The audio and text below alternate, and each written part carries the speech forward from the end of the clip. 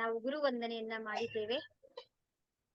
ಈಗ ನಾವು ಒಂದು ನಮ್ಮ ಆರೋಗ್ಯ ಸ್ಥಿತಿಯನ್ನ ನಾವು ಚೆನ್ನಾಗಿ ನೋಡ್ಕೊಳ್ಬೇಕು, ನಮ್ಮ ಆರೋಗ್ಯವನ್ನ ನಾವು ಕಾಪಾಡ್ಕೊಳ್ಬೇಕು ಅಂತ ಹೇಳಿದ್ರೆ ಮೊದಲನೇದಾಗಿ ನಾವ್ ಏನ್ ಮಾಡ್ಬೇಕು ಅಂತ ಹೇಳಿದ್ರೆ ನಮ್ಮ ಊಟದ ಕಡೆಗೆ ನಾವು ಗಮನ ಹರಿಸ್ಬೇಕು. ಅಂದ್ರೆ ಈಗ ತುಂಬಾ ಬಿಸಿಲಿದೆ, ಆದಷ್ಟು ನಾವ್ ಏನ್ ಮಾಡ್ಬೇಕು ಅಂತ ಹೇಳಿದ್ರೆ ಲೈಟ್ ಫುಡ್ ಗಳನ್ನ ನಾವು ತಗೋಬೇಕಾಗುತ್ತೆ. ನಾವು ದಯವಿಟ್ಟು ಎಲ್ಲರೂ ಕೂಡ ಆಯಿಲ್ ಅನ್ನ ಕಡಿಮೆ ಮಾಡ್ಕೊಳ್ಳಿ, ಮಸಾಲೆ ಐಟಮ್ಸ್ ಗಳನ್ನ ಕಡಿಮೆ ಮಾಡ್ಕೊಳ್ಳಿ, ಹೆಲ್ದಿ ಆಗಿರುವಂತ ಹಣ್ಣು ತರಕಾರಿಗಳ ಹಸಿ ತರಕಾರಿಗಳನ್ನ ಆದಷ್ಟು ನಾವು ಸೇವನೆ ಮಾಡೋದಕ್ಕೆ ನಾವು ಶುರು ಮಾಡ್ಕೊಳ್ಬೇಕಾಗುತ್ತೆ. ಒಂದಾಯ್ತು. ಎರಡನೇದು ಏನು ಅಂತ ಹೇಳಿದ್ರೆ ತುಂಬಾ ಜನ ಹೇಳ್ತಾ ಇದ್ದಾರೆ ನನಗೆ ಸ್ವಲ್ಪ ಆರೋಗ್ಯದಲ್ಲಿ ಏರುಪೇರಾಗ್ತಾ ಇದೆ ಅಂತ ಹೇಳಿ. ಹಾಗಾಗಿ ನಾನು ಇವತ್ತು ಸರಿಯಾಗಿ ಕೇಳಿಸ್ತಿಲ್ಲ, ಸಖತ್ತು ಡಿಸ್ಟರ್ಬೆನ್ಸ್ ಬರ್ತಾ ಇದೆ, ಏನು ಕೇಳಿಸ್ತಿಲ್ಲ.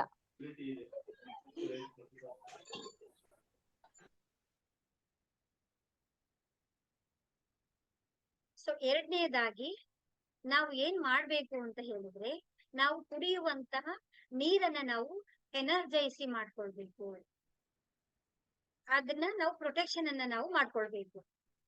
ನೀರನ್ನ ನಾವು ಕುಡಿಬೇಕಾದ್ರೆ ಏನ್ ಮಾಡ್ಬೇಕು, ನಮ್ಗೆ ಈಗ ಆಲ್ರೆಡಿ ಪವರ್ ಸಿಂಬಲ್ 1 ಮತ್ತೆ 2 ಸಿಂಬಲ್ಗಳು ನಮ್ಗೆ ಸಿಕ್ಕಿದೆ.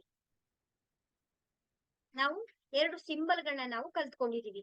ಆ ಸಿಂಬಲ್ಗಳನ್ನ ನಾವೇನ್ ಮಾಡ್ಕೊಂಡು ಯೂಸ್ ಮಾಡ್ಕೊಂಡು ನೀವು ಕುಡಿಯುವಂತ ಬಾಟಲ್, ಸ್ಟೀಲ್ ಬಾಟಲ್ ಅಲ್ಲಿ ನೀರನ್ನ ಕುಡಿಬೇಕು, ಪ್ಲಾಸ್ಟಿಕ್ ಬಾಟಲ್ ಅಲ್ಲಿ ನೀರನ್ನ ಕುಡಿಬಾರ್ದು. ಆ ಸ್ಟೀಲ್ ಬಾಟಲ್ ಅಲ್ಲಿ ನೀರನ್ನ ತುಂಬಿ ನಾವೇನ್ ಮಾಡ್ಬೇಕು ಅಂತ ಹೇಳಿದ್ರೆ 2 ಕೈಗಳಲ್ಲೂ ಕೂಡ ಸಿಂಬಲ್ ಅನ್ನ ಬರಿಬೇಕು. ಪವರ್ ಸಿಂಬಲ್ 1, ಪವರ್ ಸಿಂಬಲ್ 2, ಈ ಕಡೆನೂ ಕೂಡ ಪವರ್ ಸಿಂಬಲ್ 1, ಪವರ್ ಸಿಂಬಲ್ 2 ನ ಬರ್ದು ನಾವು reiki energy charge my hand, charge my hand, charge my hand. ಇದು ತುಂಬಾ ವೆರಿ ವೆರಿ ಇಂಪಾರ್ಟೆಂಟ್ ಆಗಿರುವಂತದ್ದು. Reiki energy charge my hand, charge my hand. ನೀವು ಕುಡಿಯುವಂತಹ ನೀರನ್ನ ನೀವೇನ್ ಮಾಡ್ಬೇಕು, ಅದನ್ನ ಇಟ್ಕೋಬೇಕು. ಅದನ್ನ ಇಟ್ಕೊಂಡು ನಾವೇನ್ ಮಾಡ್ಬೇಕು, 2 ಕೈಯಲ್ಲಿ ನಾವು ಅದನ್ನ anticlockwise power symbol 1 ಬರ್ದು ನಾವು ಅದು ಶುದ್ಧವಾಗಲಿ ಶುದ್ಧವಾಗಲಿ ಶುದ್ಧವಾಗಲಿ ಶುದ್ಧವಾಗಲಿ ಅಂತ ನಿಮ್ಗೊಂದು ಎನರ್ಜಿ ಫೀಲ್ ಆಗುತ್ತೆ. ನಿಮ್ಗೆ ಅದು ಒಂದು ಅರ್ಥ ಆಗ್ಬೇಕು. ನಿಮ್ಗೆ ಏನು ಗೊತ್ತಿಲ್ಲ ಅಂತ ಹೇಳಿದ್ರು ಕೂಡ, ಅಥವಾ ಕೆಲವು ಹೊಸಬರು ಬಂದಿದ್ದಾರೆ, ನೀವೇನ್ ಮಾಡ್ಬೇಕು ಅಂದ್ರೆ ಆಂಟಿ ಕ್ಲಾಕ್ ವೈಸ್ ಆ ನೀರು ಶುದ್ಧವಾಗಲಿ ಶುದ್ಧವಾಗಲಿ ಶುದ್ಧವಾಗಲಿ ಅಂತ ಹೇಳಿ ಶುದ್ಧವನ್ನ ಮಾಡಿದ ನಂತರ ನಿಮಗೆ ಕೊಟ್ಟಿರುವಂತಹ ಸಿಂಬಲ್ ಗಳನ್ನ ಕಣ್ಣು ಮುಚ್ಕೊಂಡು ನೀವು ಆ ವಾಟರ್ ಅಲ್ಲಿ ನೀವೇನ್ ಮಾಡ್ಬೇಕು, ಈ ತರ ವಾಟರ್ ಅನ್ನ ಇಟ್ಕೊಳ್ತೀರಾ. ಈ ವಾಟರ್ ಮೇಲೆ ನೀವೇನ್ ಮಾಡ್ಬೇಕು ಅಂತ ಹೇಳಿದ್ರೆ ಈ ತರ ಇಟ್ಕೊಂಡು ಅದ್ರ ಮೇಲೆ ಈಗ ನಾವು ಕ್ಲೀನ್ ಮಾಡ್ಬೇಕು.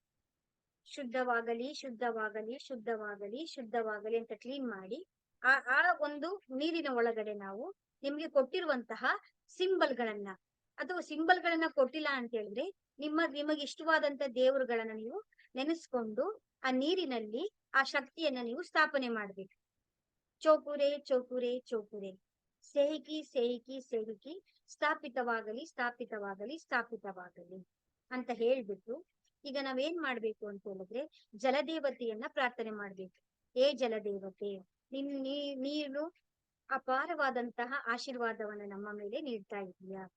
ನೀರು ಅಮೃತಕ್ಕೆ ಸಮಾನವಾಗಿದೆ, ನೀರು ನಮಗೆ ಸಂಜೀವಿನಿಯಾಗಿದೆ, ನೀರು ನಮಗೆ ಆರೋಗ್ಯವರ್ಧಕವಾಗಿದೆ, ನಿನ್ನಿಂದ ನನಗೆ ಸಂಪೂರ್ಣವಾದಂತಹ ಆರೋಗ್ಯ ನನಗೆ ದೊರೆಯುತ್ತಿದೆ. ಹಾಗಾಗಿ ನಿಮಗೆ ನಮ್ಮ ಅನಂತ ಅನಂತ ಧನ್ಯವಾದಗಳು ಅಂತ ಹೇಳಿ ಈಗ ನಾವು ಕ್ಲಾಕ್ ವೈಸ್ ಅಲ್ಲಿ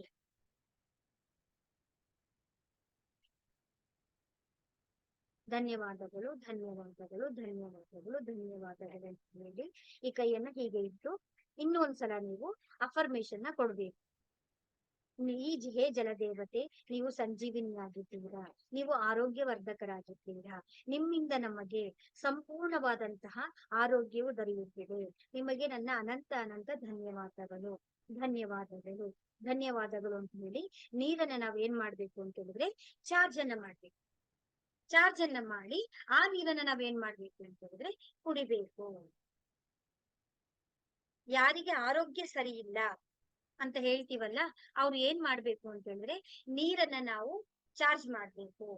ಇಲ್ಲಾಂದ್ರೆ ಪ್ರತಿ ಸಲ ನಾವು ನೀರನ್ನ ಚಾರ್ಜ್ ಮಾಡಕ್ ಸಮಯ ತಗೊಳುತ್ತೆ. ಸಮಯ ಇರಲ್ಲ, ನಾವು ಹರಿಬರಿ ಇರ್ತೀವಿ ಅಂತ ಹೇಳಿದ್ರೆ ನಾವು ಮೇಯ್ನ್ ನೀರ್ ನಾವ್ ಎಲ್ಲಿಂದ ಶೇಖರಣೆ ಮಾಡ್ತೀವಿ? ಒಂದು ಅಂಡೆನಲ್ಲೋ ಒಂದ್ ಸ್ಟೀಲ್ ಪಾತ್ರೆನಲ್ಲೋ ನಾವು ತುಂಬಿರ್ತೀವಿ. 2 ನಿಮಿಷ ಅಷ್ಟೇ. ಆಂಟಿ ಕ್ಲಾಕ್ ವೈಸ್ ನಿಮ್ಮ ಕೈಗಳನ್ನ ನೀವೇನ್ ಮಾಡ್ಬೇಕು, ನೀವು ಕ್ಲೀನ್ ಮಾಡ್ಬೇಕು. ಅದನ್ನ ನೀರನ್ನ ಕ್ಲೀನ್ ಮಾಡಿ, ನಿಮ್ಗೆ ದೇವ್ರು ಇರ್ತಾರೆ, ಯಾರು ಸಿಂಬಲ್ ಕೊಟ್ಟಿಲ್ಲ ಅವರು ಸಿಂಬಲ್ ಕೊಟ್ಟಿರೋರು ಸಿಂಬಲ್ಗಳನ್ನ ಯೂಸ್ ಮಾಡಿ ನೀರನ್ನ ಚಾರ್ಜ್ ಮಾಡ್ಬಿಟ್ಟು ಈ ಒಂದು ಅಫರ್ಮೇಶನ್ ನಿಮ್ಗೆ ಏನ್ ಬರುತ್ತಾ ನಿಮ್ಮ ಸ್ವಂತ ವಾಕ್ಯದಲ್ಲಿ, ನಾನು ಹೇಳ್ಕೊಟ್ಟಂಗೆ ಹೇಳ್ಬೇಕು ಅಂತ ನೀವ್ ಅನ್ಕೋಬೇಡಿ. ನೀರೇ ಅಂತಾನು ಹೇಳ್ಬೋದು, ನಿಮ್ಮಿಂದ ನಮ್ಗೆ ಒಳ್ಳೇದಾಗ್ತಾ ಇದೆ, ನಮ್ಮ ಆರೋಗ್ಯ ಚೆನ್ನಾಗ್ ಆಗ್ತಾ ಇದೆ. ನಿಮ್ಗೆ ಆ ಸಮಯದಲ್ಲಿ ನಿಮ್ಗೆ ಏನ್ ನೆನಪಿಗೆ ಬರುತ್ತೋ ಅಷ್ಟು ಅಫರ್ಮೇಶನ್ ಅನ್ನ ಮಾಡಿ ಥ್ಯಾಂಕ್ಸ್ ಹೇಳೋದಷ್ಟೇ. ಥ್ಯಾಂಕ್ಸ್ ಹೇಳಿ ಆ ನೀರನ್ನ ಕುಡಿತಾ ಬನ್ನಿ. ನೀವೇ ನನಗೆ ಹೇಳ್ತೀರ ನಿಮ್ಮ ಆರೋಗ್ಯದಲ್ಲಿ ಎಷ್ಟು ಬದಲಾವಣೆಗಳಾಗುತ್ತೆ ಅಂತ. ಇದು ಒಂದನ್ನ ನೀವು ಫಾಲೋ ಮಾಡ್ಬೇಕು. ಮೊದಲು ಹೇಳ್ದಂಗೆ ನಾನು ಏನ್ ಮಾಡ್ಬೇಕು, ನಮ್ಮ ಆಹಾರ ಪದ್ಧತಿಯನ್ನ ನಾವು ಹೆಚ್ಚು ಹಸಿ ತರಕಾರಿಗಳು, ಫ್ರೂಟ್ ಸಲಾಡ್ಗಳು ಮತ್ತೆ ಮೊಳಕೆ ಕಾಳುಗಳನ್ನ ನಾವು ತಿನ್ಲೇಬೇಕು. ಆಪ್ಷನ್ಸೇ ಇಲ್ಲ ನಮಗೆ. ಆದಷ್ಟು ನಾವು ಅದನ್ನ ಮನೆಯಲ್ಲಿ ನಾವು ಅಳವಡಿಸ್ಕೊಡ್ಲೇಬೇಕು. ಚೆನ್ನಾಗಿ ನೀರ್ ಕುಡಿಬೇಕು. ಮತ್ತೆ ಊಟನ ರಾತ್ರಿ 7 ಗಂಟೆ ಒಳಗಡೆ ಊಟನ ಮುಗಿಸ್ಬೇಕು. ಆಗ ನಮ್ಗೇನಾಗುತ್ತೆ, ಡೈಜೆಷನ್ ಆಗಿ ಹೊಟ್ಟೆ ಕ್ಲೀನ್ ಆಗ್ಬೇಕು ನಮ್ಗೆ. ಈಗ ನೀವು 10 ಗಂಟೆಗೆ ಊಟ ಮಾಡ್ತೀರಾ, 10 ಗಂಟೆಗೆ ಊಟ ಮಾಡಿದ್ರೆ ಬೆಳಿಗ್ಗೆ 8 ಗಂಟೆ 9 ಗಂಟೆಗೆ ಏನ್ ಮಾಡ್ತೀವಿ ನಾವು? ಪುನಃ ತಿಂಡಿ ಕೊಡ್ತೀವಿ. ನಾವು ಎಷ್ಟಾಯ್ತಲ್ಲ 10 ಗಂಟೆಗೆ ಊಟ ಮಾಡಿದ್ರೆ ನಾವು 11, 12, 1, 2, 3, 4, 5, 6, 7, 8, 9, 10 ಅಂದ್ರೆ ಎಷ್ಟು ಗಂಟೆ ಆಯ್ತು? ಎಷ್ಟು ಗಂಟೆ, ಎಷ್ಟು ಅವರ್ ನಮ್ಗೆ ಡೈಜೆಷನ್ ಆಗೋದಿಕ್ಕೆ? ಅದಕ್ಕೆ ನಾವು 10 ಗಂಟೆಗೆ ಊಟ ಮಾಡ್ತೀವಿ, 9 ಗಂಟೆಗೆ ಊಟ ಮಾಡ್ತೀವಿ ಅಂದ್ರೆ ಮಿನಿಮಮ್ ನಮ್ಗೆ ಅದು ಡೈಜೆಷನ್ ಆಗ್ಬೇಕು ಅಂದ್ರೆ 6 ಅವರ್ಸ್ ಬೇಕೇ ಬೇಕು. ಅದು 6 ಅವರ್ಸ್ ಬರೀ ಅದು ಡೈಜೆಷನ್ ಆಗೋದಿಕ್ಕೆ ತಗೊಳುತ್ತೆ ಅಂತಂದ್ರೆ ಇನ್ನು ರೆಸ್ಟ್ ಎಲ್ಲಿ ಕೊಡ್ತೀವಿ ನಾವು? ಇನ್ನು 6 ಅವರ್ಸ್ ಬರೀ ಓನ್ಲಿ 6 ಅವರ್ಸ್. ಪುನಃ 6 ಅವರ್ಸ್ ಅಲ್ಲಿ ಬೆಳಿಗ್ಗೆ ಎದ್ದ ತಕ್ಷಣ ಏನ್ ಮಾಡ್ತೀವಿ ನಾವು? ಟೀ ಕುಡಿತೀವಿ, ಕಾಫಿ ಕುಡಿತೀವಿ. ಅದಾದ ತಕ್ಷಣ ಏನ್ ಮಾಡ್ತೀವಿ? ಇನ್ನೊಂದ್ ಸ್ವಲ್ಪ ಹೊತ್ತು ಬಿಟ್ಟು ತಿಂಡಿ ತಿಂತೀವಿ. ಅದು ಗ್ಯಾಪ್ ಎಲ್ಲಿ ಬಂತು? ಅದಕ್ಕೆ 16 ಅವರ್ಸ್ ಉಪವಾಸ ಗ್ಯಾಪ್ ಕೊಡ್ಬೇಕು ಅಂತ ಹೇಳ್ತಾರೆ. ಯಾವಾಗ ಹೊಟ್ಟೆ ತುಂಬಾ ಚೆನ್ನಾಗಿ ಕ್ಲೀನ್ ಆಗುತ್ತೋ ನಮ್ಮ ಬಾಡಿನಲ್ಲಿ ಇವತ್ತು ಆಲ್ಮೋಸ್ಟ್ ಕಾಯಿಲೆಗಳಿಂದ ನಾವು ದೂರ ಆಗಬಹುದು. ಹಾಗಾಗಿ ನೀವೇನ್ ಮಾಡಿ ಅಂದ್ರೆ 7 ಗಂಟೆ ಒಳಗೆ ನೀವು ಊಟ ಮಾಡ್ಕೊಳ್ತು ಅಂತಂದ್ರೆ 7, 8, 9 ಮಿನಿಮಮ್ 3 ಅವರ್ಸ್ ತಗೊಳುತ್ತೆ ಡೈಜೆಷನ್ ಆಗೋದಿಕ್ಕೆ. ಅಷ್ಟರೊಳಗೆ 10 ಗಂಟೆ ಒಳಗಡೆ ನಾವು ಮಲ್ಕೊಳ್ತೀವಿ ಅಂದ್ರೆ 4 ಅವರ್ಸ್ ಅಲ್ಲಿ ನಾವು ಲೈಟ್. ಅದಕ್ಕೆ ರಾತ್ರಿ ಹೊತ್ತು ನಾವೇನ್ ಮಾಡ್ಬೇಕು ಅಂತ ಹೇಳಿದ್ರೆ ತುಂಬಾ ಸಾಲಿಡ್ ಫುಡ್ ನ ತಿನ್ಬಾರ್ದು, ಗಟ್ಟಿ ಊಟಗಳನ್ನ ನಾವು ಮಾಡಬಾರ್ದು. ಅದು ಡೈಜೆಷನ್ ಆಗೋದಿಲ್ಲ. ಅದಕ್ಕೆ ನಾವೇನ್ ಮಾಡ್ಬೇಕು ಅಂತಂದ್ರೆ ಸೆಮಿ ಲಿಕ್ವಿಡ್ ಅಂತ, ಅಂದ್ರೆ ತುಂಬಾ ಮುದ್ದೆ, ಚಪಾತಿ, ರೊಟ್ಟಿ ಇದು ಯಾವುದನ್ನು ಕೂಡ ನಾವು ತಿನ್ಬಾರ್ದು. ಅದು 6 ಅವರ್ಸ್ 8 ಅವರ್ಸ್ ಟೈಮ್ ತಗೊಳುತ್ತೆ. ಹಾಗಾಗಿ ಸ್ವಲ್ಪ ಲೈಟ್ ಫುಡ್ ಅನ್ನ ನಾವು ರಾತ್ರಿ ಹೊತ್ತು ತಗೋಬೇಕಾಗತ್ತೆ. ನೀವು ಬೇಕಾದ್ರೆ ಬೆಳಿಗ್ಗೆ ಚೆನ್ನಾಗಿ ತಿನ್ನಿ, ಆಗದು ಮಧ್ಯಾಹ್ನ 7 o'clock ಅಂದ್ರೆ ತುಂಬಾ ಕಷ್ಟ ಆಗುತ್ತಲ್ವಾ ಸರ್ ಟೈಮ್? 7 o'clock ಊಟ ಅಂತಂದ್ರೆ 7 o'clock ಊಟ ಅಂತಂದ್ರೆ ಸ್ವಲ್ಪ ಕಷ್ಟ ಆಗುತ್ತೆ. ಸಡನ್ ಕಷ್ಟ ಆಗುತ್ತೆ. 7 o'clock ಗೆ ಊಟ ಅಂದ್ರೆ ಪಾಪು ಮಕ್ಳು ಓದ್ಕೊತಿರ್ತಾರೆ, ಅಷ್ಟು ಬೇಗ ಎಲ್ಲರಿಗೂ ಊಟ ಹಾಕಕ್ಕೂ ಆಗಲ್ಲ, ನಾವು ಮಾಡೋದಕ್ಕೂ ಆಗಲ್ಲ. ಪ್ರಯತ್ನ ಮಾಡ್ಲೇಬೇಕಲ್ಲ. ಮಿನಿಮಮ್ ಅಂತ ಹೇಳಿದ್ರೆ ಆಲ್ಮೋಸ್ಟ್ ಪ್ರಾಬ್ಲಮ್. ಸ್ಟಾರ್ಟಿಂಗ್ ಮಾಡಕ್ ಆಗಲ್ಲ ಅಂತಂದ್ರು ಕೂಡ ನೀವು ಅಡ್ಜಸ್ಟ್ ಅದನ್ನ ಮಾಡ್ಕೊಳ್ಳೇಬೇಕು. ಅಷ್ಟು ಬೇಗ ಅಂದ್ರೆ ಮನೇಲೂ ಕೂಡ ಅಷ್ಟು ಬೇಗ ಊಟ ಮಾಡಿ ಯಾರು ಊಟ ಮಾಡಕ್ಕೂ ಇಷ್ಟಪಡಲ್ಲ. ನಿಮ್ ಇಷ್ಟ ಅದು. ಇರುವಂತ ನಿಜ ರಿಯಾಲಿಟಿಯನ್ನ ನಾವು ನಿಮ್ಗೆ ಒಂದಿನ 2 ದಿನ ಆಗುತ್ತೆ, ಬಟ್ ಪಾಲನೆ ಆದಷ್ಟು ಪ್ರಯತ್ನ ಮಾಡಿದ್ರೆ ತಾನೇ ನಮ್ಗೆ ಬರುತ್ತೆ. ಈಗ ಸ್ವಲ್ಪ ಒಂದ್ 8 ಗಂಟೆಗೆ ಊಟ ಮಾಡಕ್ಕೆ ಸ್ಟಾರ್ಟ್ ಮಾಡಿ. ಡೇ ಬೈ ಡೇ ತಗೊಳುತ್ತೆ. ಯಾಕಂದ್ರೆ ಇಷ್ಟು ವರ್ಷಗಳಿಂದ ನಾವ್ ಏನ್ ಮಾಡಿರ್ತೀವಿ ಅಂತ ಹೇಳಿದ್ರೆ 9 ಗಂಟೆ 10 ಗಂಟೆಗೆ ಊಟ ಮಾಡಿರ್ತೀವಲ್ಲ, ಸಡನ್ ಆಗಿ ಬದಲಾವಣೆ ಆಗಕ್ ಆಗಲ್ಲ, ಸಮಯ ತಗೊಳುತ್ತೆ. ಟೇಕ್ ಯುವರ್ ಓನ್ ಟೈಮ್ ತಗೊಂಡು ನೀವು ಮಾಡ್ಕೊಳ್ತಾ ಬಂತು ಅಂದ್ರೆ ನಿಮ್ಗೆ 100% ರಿಸಲ್ಟ್ ಬಂದೇ ಬರುತ್ತೆ.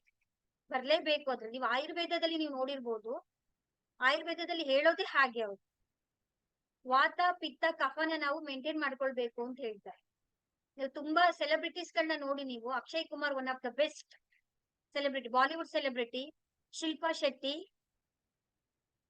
ಪತಾಂಜಲಿ ಯೋಗ ಸೂತ್ರದಲ್ಲಿ ಯೋಗ ಮಾಡುವಂತವ್ರು ಯಾರನ್ನೇ ಬೇಕಾದ್ರೆ ನೀವು ಅವ್ರನ್ನ ಫಾಲೋ ಮಾಡ್ತಾ ಇದ್ರೆ ನಿಮ್ಗೆ ಅರ್ಥ ಆಗುತ್ತೆ ನಾವು ತಿನ್ನುವಂತ ಆಹಾರ ಸಮಯ ಎಷ್ಟು ವೆರಿ ಇಂಪಾರ್ಟೆಂಟ್ ಅಂತ.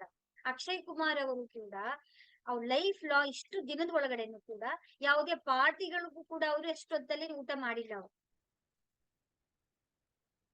ಅವರಿಗೆ ಅಂದ್ರೆ ಅವ್ರಿಗೆ ಅರ್ಥ ಆಗಿದೆ ಹೆಲ್ತ್ ಎಷ್ಟು ಇಂಪಾರ್ಟೆಂಟ್ ಅಂತ ಹೇಳಿ. ಕಷ್ಟ ಆಗುತ್ತೆ ಇಲ್ಲ ಅಂತ ಹೇಳಿಲ್ಲ, ಬಟ್ ಫಾಲೋ ಮಾಡ್ಬೇಕಾಗುತ್ತೆ, ಪ್ರಯತ್ನ ಮಾಡಿ ಅಂತ ಹೇಳ್ಬೋದು ನಾನು. ನೆಕ್ಸ್ಟ್ ಇನ್ನೊಂದೇನು ಅಂತ ಹೇಳ್ತೇವೆ ಅಂತ ಹೇಳಿದ್ರೆ 24 ಹೀಲಿಂಗ್ ಅಂತ ಹೇಳಿ ನಾನು ನನ್ನ ಯೂಟ್ಯೂಬ್ ಚಾನೆಲ್ ಅಲ್ಲಿ ನಾನು ಒಂದು ಮೆಡಿಟೇಷನ್ ನಿಮ್ಗೆ ಅಪ್ಲೋಡ್ ಮಾಡಿದ್ದೀನಿ. ಏನ್ ಮಾಡ್ಬೇಕು ನೀವು ಅಂತ ಹೇಳಿದ್ರೆ, ಯಾರಿಗೆ ಅನಾರೋಗ್ಯ ಇದೆ, ಹೆಲ್ತ್ ಅಪ್ಸೆಟ್ ಇದೆ, ಅವರೆಲ್ಲ ಏನ್ ಮಾಡ್ಬೇಕು ಅಂತ ಹೇಳಿದ್ರೆ, ನಿಮ್ಗೆ 24 ಪಾರ್ಟ್ಸ್ ಇರುತ್ತೆ. ನಮ್ಮ 7 ಚಕ್ರಗಳು, 7 ಚಕ್ರಗಳು ಮುಂದೆ, 7 ಚಕ್ರಗಳು ಹಿಂದೆ. ಅದಾದ ನಂತರ ಏನ್ ಮಾಡ್ಬೇಕು ಅಂತ ಹೇಳಿದ್ರೆ, ನಮ್ಮ ಹಣೆ ಈ ತರ 2 ಕೈಗಳನ್ನ ಇಟ್ಕೋಬೇಕು, ಕಣ್ಣನ್ನ ಮುಚ್ಕೋಬೇಕು, ರೇಖಿ ಶಕ್ತಿಯನ್ನ ಫಸ್ಟ್ ನಾವು ಆಹ್ವಾನ ಮಾಡ್ಕೊಳ್ಬೇಕು, ಪ್ರೇಯರ್ ಅನ್ನ ಮಾಡ್ಕೋಬೇಕು, ಎನರ್ಜೈಸ್ ಅನ್ನ ಮಾಡ್ಕೋಬೇಕು. ಹೇ ರೇಖಿ ದಿವ್ಯ ಶಕ್ತಿ, ಹೇ ಪರಮಾತ್ಮನ ದಿವ್ಯ ಶಕ್ತಿ, 24 ಪಾಯಿಂಟ್ಸ್ ನನ್ನ ದೇಹವನ್ನ ಹೀಲ್ ಮಾಡುವಂತ ಶಕ್ತಿಯನ್ನ ಪ್ರದಾನ ಮಾಡಿ ಪ್ರದಾನ ಮಾಡಿ ಪ್ರದಾನ ಮಾಡಿ ಅಂತ ಹೇಳಿ ಆ ದೈವ ಶಕ್ತಿ ಎಲ್ಲವೂ ಕೂಡ ನಮ್ಮ ಶರೀರದಲ್ಲೆಲ್ಲವೂ ಕೂಡ ಹರಡಿ ಅದೆಲ್ಲವೂ ಕೂಡ ಶಕ್ತಿ ಬ್ರಹ್ಮಾಂಡದಲ್ಲಿ ಸ್ಪ್ರೆಡ್ ಆಗಿ ಎಲ್ಲರಿಗೂ ಧನ್ಯವಾದಗಳನ್ನ ಹೇಳಿ ನಿಮ್ಮ 2 ಕೈಗಳನ್ನ ಈ ರೀತಿ ಹಣೆಯ ಮೇಲೆ ಇಟ್ಕೋಬೇಕು. ನಿಮ್ಗೆ ಎಷ್ಟೊತ್ತು ಇಟ್ಕೋಬೇಕು ಅಂತ ಅನ್ಸುತ್ತೋ ಅಷ್ಟು ಸಮಯ ತನಕ ನೀವು ಅದನ್ನ ಇಟ್ಕೊಂಡು ನೀವೇನ್ ಮಾಡಿ, ಹಣೆಯಲ್ಲಿರುವಂತಹ ಎಲ್ಲ ಪಾರ್ಟ್ಗಳು, ನರಗಳು, ಬ್ಲಡ್ ಸೆಲ್ಸ್ ಗಳು ಎಲ್ಲವೂ ಕೂಡ ಹೀಲ್ ಆಗ್ತಾ ಇದೆ. ಆ ನಂತರ ಕಣ್ಣು ಮೇಲೆ ಇಟ್ಕೋಬೇಕು, ಅಲ್ಲಿ ಹೀಲ್ ಮಾಡ್ಕೊಳ್ಬೇಕು. ಆಮೇಲೆ ಕಿವಿಗಳ ಹತ್ರ ಇಟ್ಕೋಬೇಕು, ಕಿವಿಗಳನ್ನ ಹೀಲ್ ಮಾಡ್ಕೊಳ್ಬೇಕು. ಮುಖವನ್ನ ಇಟ್ಕೋಬೇಕು, ಮುಖವನ್ನೆಲ್ಲ ಕೂಡ ಈ ರೀತಿ ಇಟ್ಕೊಂಡು ಕಣ್ಣುಗಳು, ಐಬ್ರೋಗಳು, ರೆಪ್ಪೆಗಳು, ಕೆನ್ನೆಗಳು, ಇಲ್ಲಿರುವಂತ ಮೂಳೆಗಳು, ಮಾಂಸಖಂಡಗಳು, ರಕ್ತಗಳು, ಕಣ ಕಣದಲ್ಲೂ ಕೂಡ ಪರಮಾತ್ಮನ ದಿವ್ಯ ಶಕ್ತಿ ಬರ್ತಾ ಇದೆ ಅಂತ ಹೇಳಿ ನಾವು ಈ ವಿಜುವಲೈಸೇಷನ್ ಮಾಡ್ಬೇಕು. ಆಮೇಲೆ ನಂತರ ನಾವು ಕತ್ತಿನಲ್ಲಿ ಇಟ್ಕೋಬೇಕು, ಕತ್ತಿ ಹೀಗೆ ಹಿಂದೆ ಮುಂದೆ 2 ಕಡೆನೂ ಇಟ್ಕೋಬೇಕು, ಅಲ್ಲಿ ಹೀಲ್ ಮಾಡ್ಬೇಕು. ಶೋಲ್ಡರ್ ಮೇಲೆ ಇಟ್ಕೋಬೇಕು, ಅಲ್ಲಿ ಹೀಲ್ ಮಾಡ್ಕೊಳ್ಬೇಕು. ಹಾರ್ಟ್ ಮೇಲೆ ಇಟ್ಕೋಬೇಕು, ಇಲ್ಲಿ ನಾವು ಹೀಲ್ ಅಂದ್ರೆ ದೈವಿಕ ಎನರ್ಜಿ ಶಕ್ತಿಯು ಇಲ್ಲಿ ಬಂದು ಸೇರ್ಕೊಳ್ತಾ ಇದೆ, ಎಲ್ಲವನ್ನು ಕೂಡ ಕ್ಲೀನ್ ಮಾಡ್ತಾ ಇದೆ, ಎನರ್ಜಿ ಮಾಡ್ತಾ ಇದೆ ಅಂತೇಳಿ ಕಲ್ಪನೆ ಮಾಡ್ಕೋಬೇಕು. ಹೊಟ್ಟೆ ಭಾಗದಲ್ಲಿ ಇರುವಂತಹ ಲಿವರು, ಕಿಡ್ನಿ, ಪ್ಯಾಂಕ್ರಿಯಾಸ್ ಗಳು ಏನೇನ್ ಬರುತ್ತೆ, ದೊಡ್ಡ ಕರಳು, ಸಣ್ಣ ಕರಳು ಎಲ್ಲವನ್ನು ಕೂಡ ಹೀಲ್ ಮಾಡ್ತಾ ಇರುವ ಹಾಗೆ. ಮತ್ತೆ ನಮ್ಮ ಜನನೇಂದ್ರಿಯಗಳು, ನಮ್ಮ ಓವರಿಸ್ ಗಳು, ಅಲ್ಲಿರುವಂತ ಎಗ್ಸ್ ಗಳು, ಯೂರಿನಲ್ ಟ್ರ್ಯಾಕ್ಸ್ ಗಳು ಎಲ್ಲವೂ ಕೂಡ ಶುದ್ಧವಾಗ್ತಾ ಇದೆ, ಪರಮಾತ್ಮನ ಎನರ್ಜಿಯಿಂದ ಆಗ್ತಾ ಇದೆ ಅಂತ ಹೇಳಿ ನಾವು ಫೀಲ್ ಮಾಡ್ಬೇಕು. ಆ ನಂತರ ಮಂಡಿಗಳು ಇಟ್ಕೋಬೇಕು, ಪಾದಗಳ ಮೇಲೆ ಕೈನ ಇಟ್ಕೋಬೇಕು. ಆಮೇಲೆ ನಂತರ ಬೆನ್ನು ಹಿಂದೆ ಬೆನ್ನುಗಳ ಮೂಳೆ ಹತ್ರ ಈ ತರ ಇಟ್ಕೋಬೇಕು. ಕಿಡ್ನಿ, ಲಿವರು, ನಮ್ಮ ಸೊಂಟದ ಭಾಗಗಳೆಲ್ಲವೂ ಕೂಡ, ಮತ್ತೆ ಮೂಲಾಧಾರ ಚಕ್ರವು ಎಲ್ಲವೂ ಕೂಡ ಏನಾಗ್ತಾ ಇದೆ, ಪರಮಾತ್ಮನ ಬೆಳಕು, ದಿವ್ಯವಾದಂತ ಬೆಳಕು ಬಂದು ಅಲ್ಲಿ ನಿಂತ್ಕೊಂಡು ಅಲ್ಲಿರುವಂತ ಎಲ್ಲಾ ನಕಾರಾತ್ಮಕ ಶಕ್ತಿಗಳನ್ನ ತೆಗೆದು ಇಡೀ ಶರೀರವನ್ನ ಸಂಪೂರ್ಣವಾಗಿ ಆರೋಗ್ಯವಂತರಾಗಿ ಮಾಡ್ತಾ ಇದೆ ಅಂತ ಹೇಳಿ ನೀವು ಅದನ್ನೇನ್ ಮಾಡ್ಬೇಕು, ನೀವು ಕೊನೆಯದಾಗಿ ನೀವು ಧನ್ಯವಾದಗಳನ್ನ ಅರ್ಪಿಸ್ಬೇಕು. ಯಾರಿಗೆ ಆರೋಗ್ಯ 21 ದಿನಗಳ ಕಾಲ ನೀವು ಮಾಡ್ಬೇಕು. ಆಕ್ಚುಲಿ ಇದು ತುಂಬಾ ದೊಡ್ಡದಿದೆ, 3 ಮಿನಿಟ್ಸ್ ಇದನ್ನ ಪ್ರತಿಯೊಂದು ಪಾರ್ಟ್ ಅನ್ನ 3 ಮಿನಿಟ್ಸ್ ನಾವೇನ್ ಮಾಡ್ಬೇಕು, ಹೀಲಿಂಗ್ ಮಾಡ್ಬೇಕು. ಅದೇ ಸಮಯದ ಅಭಾವ ಇರೋದ್ರಿಂದ ನಾನು ಏನ್ ಮಾಡಿದೀನಿ ನಿಮ್ಗೆಲ್ಲರಿಗೂ ಅಂದ್ರೆ ½ ಅಲ್ಲಿ ಪ್ರಯತ್ನ ಮಾಡಿ, ಎಷ್ಟೆಷ್ಟಾಗುತ್ತೋ ನಿಮ್ಗೆ ನೀವು ಹೀಲ್ ನಿಮ್ಮ ಶರೀರವನ್ನ ನೀವು ಜಸ್ಟ್ 2 ಕೈಗಳನ್ನ ಇಟ್ಟು ನೀವು ಹೀಲ್ ಮಾಡ್ಕೊಳ್ತಾ ಬನ್ನಿ. ನೀವೇ ನನಗೆ ಹೇಳ್ತೀರಾ.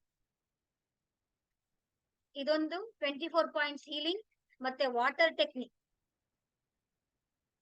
ಮತ್ತೆ ಯಾವಾಗ್ಲೂ ಕೂಡ ನಾನು ಆರೋಗ್ಯವಾಗಿದ್ದೇನೆ, ನಾನು ಸಂಪೂರ್ಣವಾಗಿ ಆರೋಗ್ಯವಾಗಿದ್ದೇನೆ, ನಾನು ಸಂಪೂರ್ಣವಾಗಿ ಆರೋಗ್ಯವಾಗಿದ್ದೇನೆ, ನಾನು ಸ್ವಸ್ಥನಾಗಿದ್ದೇನೆ ಅಂತ ಹೇಳಿ ನೀವು ಅದನ್ನ ಮಂತ್ರ ತರ ಜಪ ಮಾಡ್ಬೇಕು ನೀವು. ಪರಮಾತ್ಮನ ಕೃಪೆಯಿಂದ ನಾನು ಆರೋಗ್ಯವಾಗಿದ್ದೇನೆ, ನಾನು ಸ್ವಸ್ಥವಾಗಿದ್ದೇನೆ ಅಂತ ಹೇಳಿ ನಾವ್ ಅದನ್ನ ಯಾವ ರೀತಿ ಜಪ ಮಾಡ್ತೀವಲ್ಲ, ಮಂತ್ರ ಜಪ ಮಾಡ್ತೀವಲ್ಲ, ಈಗ ನಾನು ಆರೋಗ್ಯವಾಗಿದ್ದೇನೆ ಆರೋಗ್ಯವಾಗಿದ್ದೇನೆ ಅಂತ ಹೇಳಿ ನಾವು ಜಪ ಮಾಡ್ತಾ ಬರ್ಬೇಕು. ಇದು ಸಿಂಪಲ್ ಆಗಿ ಮನೆಯವ್ರಿಗಾದ್ರೆ ಏನ್ ಹೇಳಿ, ಮನೆಯವ್ರುಗಳಿಗೆ ಮಾಡೋದಾದ್ರೆ ಅವ್ರಿಗೆ ಮಾಡೋಕ್ ಕೇಳದ ಇಲ್ಲ? ಅವ್ರಿಗೆ ಏನು ಅಂತ ಹೇಳಿದ್ರೆ ಇನ್ನ ಕ್ಲಾಸ್ ಅಟೆಂಡ್ ಮಾಡಕ್ ಹೇಳ್ಬೇಕು ನೀವು. ಅವಾಗ ಅವ್ರಿಗೆ ಈಗ ನೀವ್ ಹೇಳ್ಕೊಟ್ಟಾಗ ಅವ್ರಿಗೆ ಅರ್ಥ ಆಗಲ್ಲ. ರೇಖಿ ಲೆವೆಲ್ 1, 2 ಮಾಡ್ಲೇಬೇಕಾಗತ್ತೆ ಅವ್ರಿಗೆ. ಅವಾಗ ಸಿಂಬಲ್ ಗಳು ಸಿಗುತ್ತೆ. ಆ ಸಿಂಬಲ್ ಗಳನ್ನ ಯೂಸ್ ಮಾಡ್ಕೊಂಡು ಅವರು ಹೀಲಿಂಗ್ ಅನ್ನ, ಸೆಲ್ಫ್ ಹೀಲಿಂಗ್ ಅನ್ನ 24 ಪಾಯಿಂಟ್ಸ್ ಬಾಡಿ ಇಲ್ಲಾಂದ್ರೆ ಅವರು 24 ಪಾಯಿಂಟ್ ಹೀಲಿಂಗ್ನ ಅವ್ರು ಮಾಡ್ಕೊಳಕ್ ಆಗಲ್ಲ. ಇಲ್ಲ ಅಂದ್ರೆ ಅದು ಅವ್ರಿಗೆ ಏನ್ ನಾವು ಮಾಡ್ಬೇಕು, ಮಾಡಕ್ ಆಗಲ್ಲ ಅವ್ರಿಗೆ. ನೀವ್ ಸೆಲ್ಫ್ ಅವ್ರವರೇ ಮಾಡ್ಕೊಳ್ಬೇಕು ಅದನ್ನ. ಇದು ಸೆಲ್ಫ್ ಆಗಿ ಅವ್ರವರೇ ಪ್ರಾಕ್ಟೀಸ್ ಮಾಡುವಂತದ್ದು. ಯಾಕಂದ್ರೆ ಅವ್ರಿಗೆ ಈಗ ಅವ್ರಿಗೆ ಏನ್ ಗೊತ್ತಾ, ಆ ಪರಮಾತ್ಮನನ್ನ ಕರಿಬೇಕು, ಅದ್ ಹೇಗ್ ಹೀಲ್ ಮಾಡ್ಕೊಳ್ಬೇಕು, ಯಾವ ತರ ವಿಜುವಲೈಸೇಷನ್ ಮಾಡ್ಬೇಕು, ಅದ್ ಏನು ಗೊತ್ತಿರಲ್ವಲ್ಲ ಅವ್ರಿಗೆ. ಬೇಸಿಕ್ ಕ್ಲಾಸ್ ಆದ್ರೂ ಕೂಡ ನೀವು ಅವರು ಅಟೆಂಡ್ ಮಾಡ್ಕೊಂಡಾಗ ಅವ್ರಿಗೆ ಒಂದು ಐಡಿಯಾ ಸಿಗುತ್ತೆ. ಅದಕ್ಕೆ ಅಟೆಂಡ್ ಮಾಡಿಸಿ ಅವ್ರಿಗೆ ಯಾರ್ಯಾರಿಗೆ ಅವಶ್ಯಕತೆ ಇರುತ್ತೋ ಮಾಡ್ಕೋಬೇಕು ಅಂತ ತಿಳ್ಕೊಳ್ಳೋದಿಕ್ಕೆ ಏನು, ಜ್ಞಾನ ಯಾರಿಂದ ಬಂದ್ರೆ ಏನು, ಹೌದಲ್ವಾ? ಅದನ್ನ ನಾವು ಪ್ರಾಕ್ಟೀಸ್ ಮಾಡ್ತಾ ಬರ್ಬೇಕಾಗತ್ತೆ. ಇದ್ರಲ್ಲಿ ಏನಾದ್ರೂ ಡೌಟ್ಸ್ ಇದೆಯಾ? ಆಮೇಲೆ ನಂತರ ಅತಿ ಹೆಚ್ಚು ನಾವು ಪ್ರಕೃತಿಯೊಂದಿಗೆ ನಾವು ಸಂಬಂಧಗಳನ್ನ ಇಟ್ಕೋಬೇಕು. ನಾವು ನೇಚರ್ ಜೊತೆಗೆ ಕನೆಕ್ಟಿವಿಟಿ ಆಗಿರ್ಬೇಕು. ಭೂಮಿ ಮೇಲೆ ನಾವು ಗ್ರೌಂಡ್ ಅಲ್ಲಿ ಇರ್ಬೇಕು, ನಾವು ಗ್ರೌಂಡಿಂಗ್ ಆಗ್ಬೇಕು. ಇದು ಆರೋಗ್ಯಕ್ಕೆ ಎಲ್ಲರೂ ಕೂಡ ಅದನ್ನೇ ಹೇಳ್ತಾ ಇರೋದು. ಆರೋಗ್ಯ ಚೆನ್ನಾಗಿ ನೋಡ್ಕೋಬೇಕು, ಸ್ವಲ್ಪ ಆರೋಗ್ಯದಲ್ಲಿ ಏರುಪೇರು ಆಗ್ತಾ ಇದೆ ಅನ್ನೋದಕ್ಕೆ ಪ್ರಕೃತಿ ನೇಚರ್ ಜೊತೆಗೆ ನಾವು ಹೆಚ್ಚು ಸಮಯವನ್ನ ಕಳಿಬೇಕು. ನಾವ್ ಇವಾಗ ಏನ್ ಮಾಡ್ತಾ ಇದೀವಿ ಅಂತ ಹೇಳಿದ್ರೆ, ಮೊಬೈಲ್ ಹಿಡ್ಕೊಳ್ತೀವಿ, ಟಿವಿ ನೋಡ್ಕೊಳ್ತೀವಿ, ಸುಮ್ನೆ ಆಮೇಲೆ ಸೋಫಾ ಮೇಲೆ ಕೂತ್ಕೊಳ್ತೀವಿ, ಈ ತರ ಮಾಡ್ತಾ ಇರ್ತೀವಿ ನಾವು. ಮತ್ತೆ ಬ್ರೈನ್ಗೂ ಕೂಡ ನಾವು ಒಳ್ಳೆ ಮೆಸೇಜ್ ಗಳನ್ನ ಕೊಡಲ್ಲ ನಾವು. ಟಿವಿಗಳಲ್ಲಿ ಸೀರಿಯಲ್ ಗಳು ನೋಡುವಂತದ್ದು ಅವೆಲ್ಲ ಏನ್ ಮಾಡುತ್ತೆ ಅಂದ್ರೆ ನಮ್ಮ ಮನಸ್ಥಿತಿಗಳನ್ನ, ಅದು ನಮ್ಮ ಆಲೋಚನಾ ಶಕ್ತಿಯನ್ನ ಹಾಳು ಮಾಡುವಂತದ್ದನ್ನ ಕೆಲಸಗಳನ್ನ ಮಾಡುತ್ತೆ.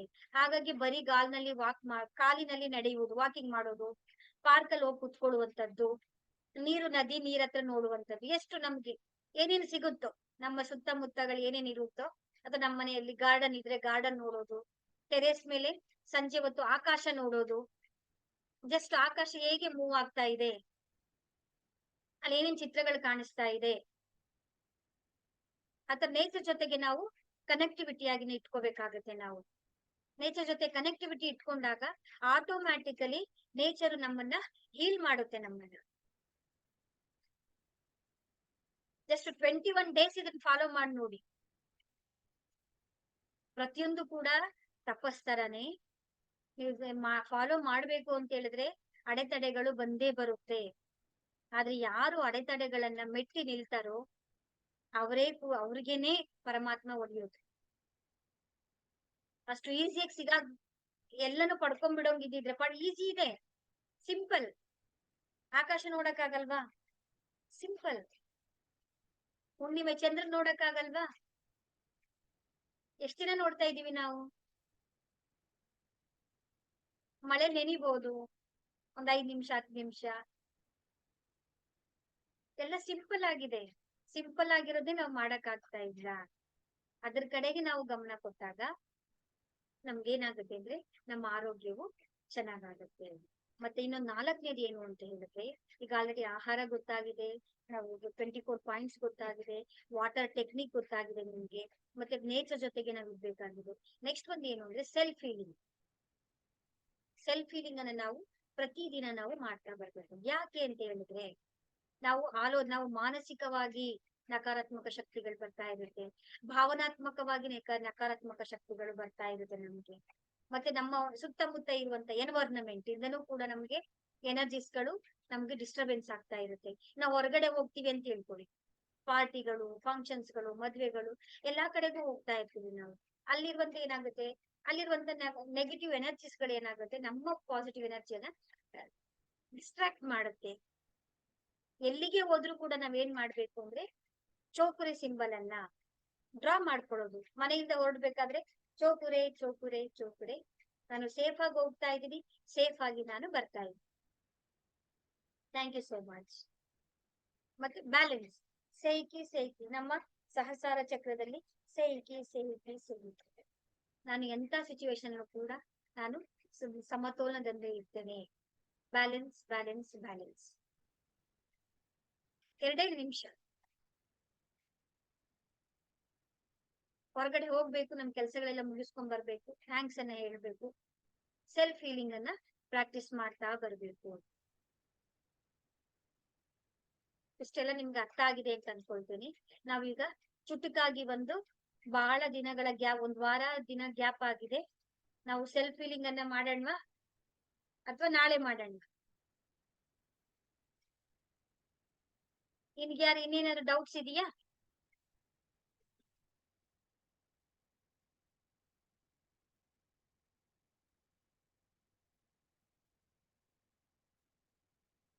ಸರಳವಾಗಿ ಮಾಡ್ತಾ ಬನ್ನಿ ಅಷ್ಟೇ. ಯಾವ್ದನ್ನು ಕೂಡ ನೀವ್ ಯಾರು ಟೆನ್ಷನ್ ಮಾಡ್ಕೋಬೇಡಿ. ನಿಮ್ಮ ಟೆನ್ಷನ್, ನಿಮ್ಮ ಗಾಬರಿ, ನಿಮ್ಗೆ ಏನೇ ಚಿಂತೆ ಇದ್ರು ನನಗ್ ಕೊಟ್ಬಿಡಿ. ಅದಕ್ಕೆ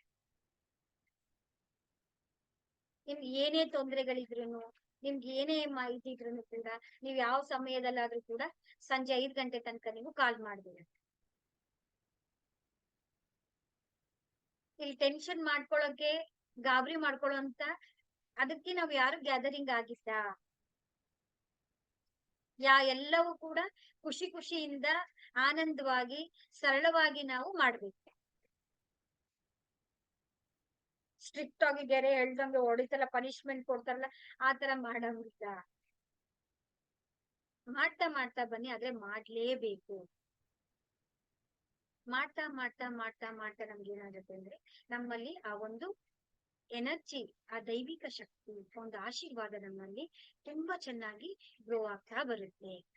ಪರಮಾತ್ಮನ ಅನುಗ್ರಹ, ರೇಖಿ ಶಕ್ತಿಯ ಅನುಗ್ರಹ ನಮ್ಮಲ್ಲಿ ತುಂಬಾ ಮಿರಾಕಲ್ಸ್ ಗಳನ್ನ ನಾವು ಅನ್ಕೊಂಡದನ್ನ ಸಾಧನೆ ಮಾಡೋದಕ್ಕೆ ನಮ್ಮೆಲ್ಲರಿಗೂ ಕೂಡ ಸಹಾಯ ಆಗುತ್ತೆ. ಎಲ್ಲರೂ ಕೂಡ ಮಾಡ್ತಾ ಇದ್ದೀರಾ, ತುಂಬಾ ಚೆನ್ನಾಗಿ ಅದ್ಭುತವಾಗಿ ನೀವು ಪಾರ್ಟಿಸಿಪೇಟ್ ಮಾಡ್ತಾ ಇದ್ದೀರಾ, ಫಾಲೋ ಮಾಡ್ಕೊಳ್ತಾ ಬರ್ತಿದ್ದೀರಾ.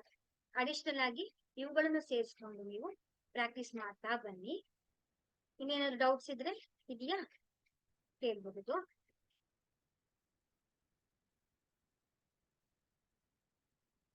ಇನ್ನೇನಾದ್ರು ಕನ್ಫ್ಯೂಷನ್ ಇದೆಯಾ?